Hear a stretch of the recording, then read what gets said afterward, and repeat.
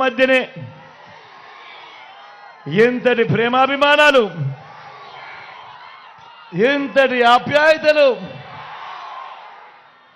ఎంతటి ఆత్మీయతలను పంచిపెడతా ఉన్నా నా ప్రతి అక్కకు,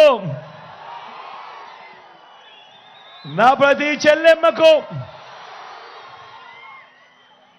నా ప్రతి అవ్వకు, నా ప్రతి తాతకు, నా ప్రతి సోదరుడికి, నా ప్రతి స్నేహితుడికి, మీ అందరి ప్రేమాభిమానాలకు, మీ అందరి ఆప్యాయతలకు ముందుగా మీ జగన్, మీ బిడ్డ రెండు చేతులు జోడించి పేరు పేరున హృదయపూర్వకంగా కృతజ్ఞత తెలుపుకుంటా ఉన్నాడు.